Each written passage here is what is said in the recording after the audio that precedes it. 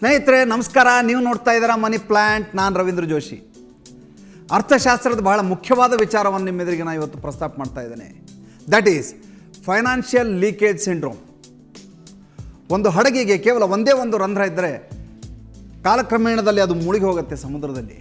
ಹಾಗೆ ನಮ್ಮ ಜೇಬಿಗೆ ಒಂದೇ ಒಂದು ರಂಧ್ರ ಇದ್ದರೆ ಒಂದೇ ಒಂದು ರೂಪಾಯಿನೂ ನಾವು ಉಳಿಸ್ಲಿಕ್ಕೆ ಸಾಧ್ಯ ಇಲ್ಲ. ಹೇಗೆ ಅಂತ ನಾನು ನಿಮ್ಗೆ ಹೇಳ್ತೀನಿ.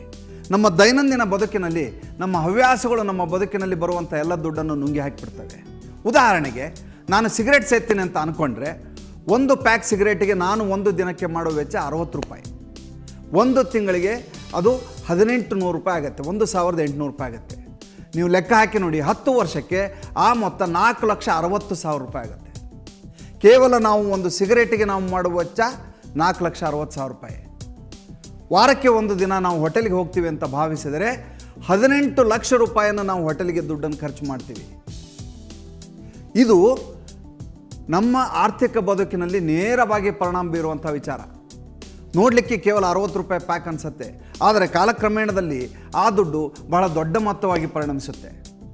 ನಾವು ಯಾವುದೇ ಒಂದು ಸಾಲವನ್ನು ಪರಿಗಣಿಸಿದಾಗ, ಇವತ್ತು ನಾವು 10 ಲಕ್ಷ ರೂಪಾಯಿ ಸಾಲ ಅಂದಾಗ ಅದು 5,000 ರೂಪಾಯಿ EMIನಿಂದ 10 ಲಕ್ಷ ಆಗಿರುತ್ತೆ. ಅದೇ ರೀತಿ ಈ ನಮ್ಮ ಖರ್ಚು ವೆಚ್ಚಗಳು ಹಾಗೆ.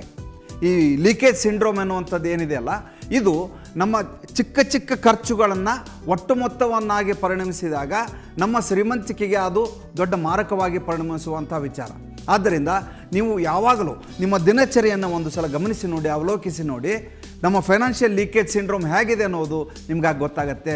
ಆ ದಿಟ್ಟಿನಲ್ಲಿ ನೀವು ಒಂದು ಸಲ ನೋಡಿಕೊಂಡು ಬದುಕನ್ನು ನಡೆಸಬೇಕು ಅಂತ ಹೇಳ್ತಾ ಇವತ್ತಿನ ಸಂಚಿಕೆಯನ್ನು ಮುಗಿಸ್ತೇನೆ. ನಾಳೆ ಹೊಸ ವಿಚಾರದೊಂದಿಗೆ ಬರ್ತೇನೆ. ಅಲ್ಲಿವರೆಗೂ ನಮಸ್ಕಾರ ಸ್ನೇಹಿತರೆ.